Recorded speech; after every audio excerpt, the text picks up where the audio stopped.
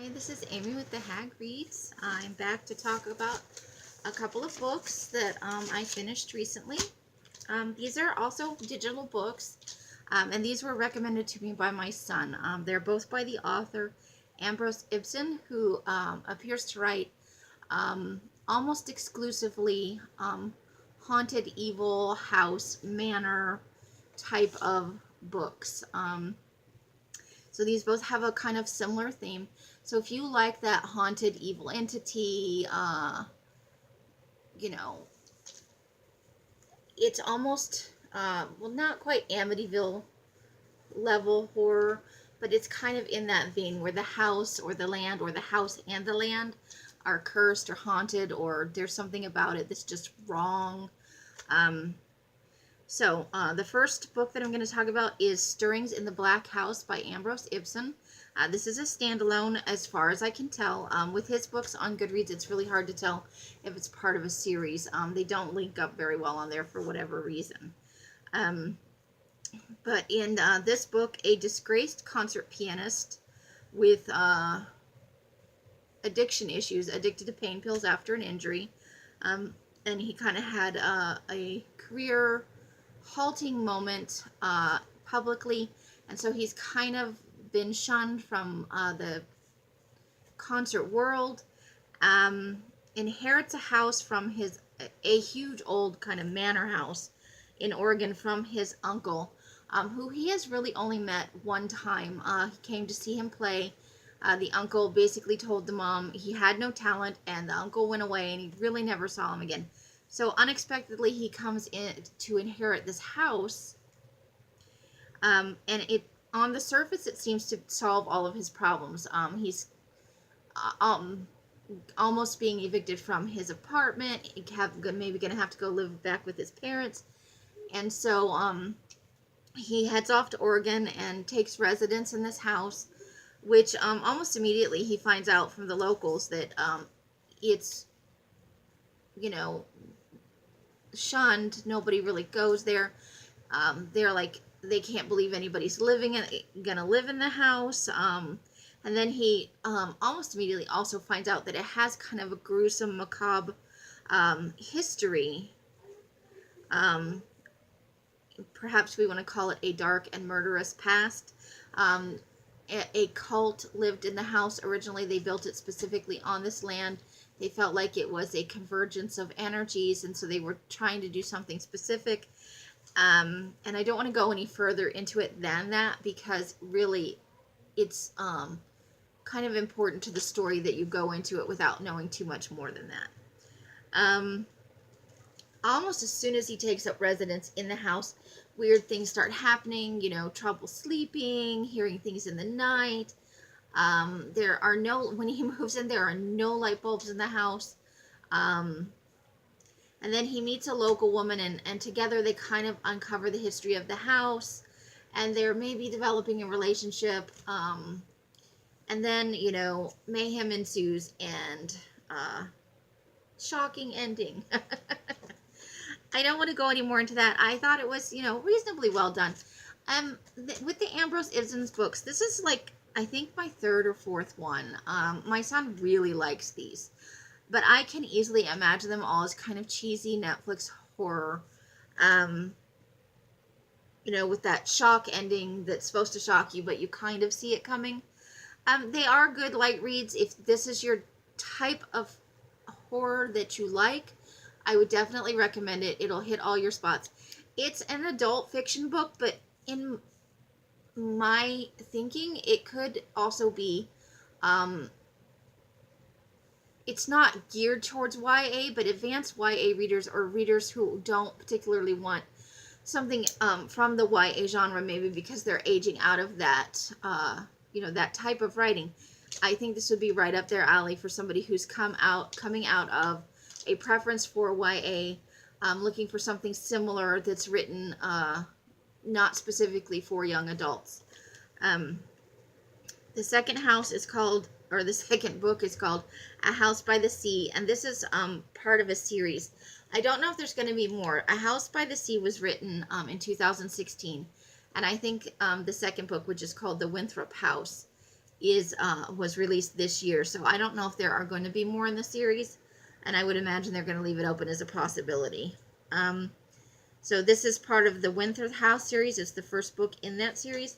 In this book, it's kind of the same thing. An isolated manor house. This one is set on the shore in Maine, so kind of rural Maine. Cold winters, rocky beach. And it's a family instead of just a person. So it's a whole family. The father is a writer, and there's 2 children, and then the wife, of course. The father is a writer, and he's finally hit it big. He had a big payout. They're finally able to move out of their shitty, ratty apartment complex, out of the city. They're buying their first home. They're super excited about it. They're getting a fabulous deal on this house, and they can't understand why. And this is kind of the same thing. They move into the house, and their furniture's moved in and all that. And kind of weird little things start happening. A cupboard will open by itself. They hear noises in the night, but they don't see anybody. There are footprints on the beach, but it's a private beach, and they haven't seen anybody. Those sort of things start happening right away. And then they have encounters with the locals who are kind of hostile towards them and can't believe that they've bought this house and they're living in it. The mailman doesn't want to come and deliver mail. The trash pickup does not want to come up. They want him to drag his trash basically half a mile down the street because they don't want to drive up to the house and pick up the trash. So they're pretty hostile towards the people. They don't get a friendly reception in town. But then, as with the previous book, they start to learn the backstory from a few locals that, kind of a loony old guy lived up there, and there was... something happened to the wife, moved away. Oh, I know what it was. The baby went missing. So it was a husband, a wife, and they had a baby. And the baby went missing. And then so the wife moved away when she was pregnant with their second child. And the guy stayed in the house, but he was kind of creepy, and he would stare at people out the windows, never went into town. They don't understand. People would come up, and then there was this specific thing that happened with his death that was kind of freaky. And so supernatural mayhem ensues afterward. And so this is one of those bad land, bad house kind of things. Where they say even the Native Americans wouldn't live on this land. They wouldn't bury their dead on the land. It was basically... I guess I want to say cursed land, although they never come out directly and say it. And this family makes contact with a local ghost hunter who initially tries to help them out, and then he just abandons them flat out. So they're left to kind of deal with this on their own. And as I said with the previous one, the ending on this, I saw it coming a mile away. But still, this is another one I can completely imagine in my head as a Netflix movie, and I could totally picture the ending. And even though it's coming, it's still kind of exciting, the build up to it. And then I started the second one, which I haven't finished it. And so the ending is kind of mentioned at the start of the book, and so I wonder if we're going to get a little bit more backstory as the second one goes on as to what really happened after the end of the first book. Again, if this kind of thing is your jam, you will enjoy this book. If you don't go in for this sort of thing at all, you will find it probably almost boring. But I enjoyed them, and I got to have some good conversations with my son, and he's very taken with this type of writing right now. So why not enjoy it and have some conversations with him and talk about different supernatural, phenomena, and what are the odds that anything like that is quote unquote real, and what would you do in these situations? And those are the kind of conversations we're having. So it has been fun. Those are the only two I have to talk about right now. I will be back tomorrow. I'm filming this as the same as the last video. I'm trying to do a little bit of catch up, so I haven't started my orange and black scarf yet. It'll probably be a few more videos before you see any progress on that, because I'm going to film several over this weekend to be released next week, so I can focus on my knitting and not worry so much about videos, because I do have a bit of a backlog with my reading from when I was sick that I haven't talked about, and I really don't want to do big, long, because at this point, at the rate I'm going, each video would be an hour long just to talk about 3 or 4 books. But that is all I have for this video. Thank you if you have watched to the end.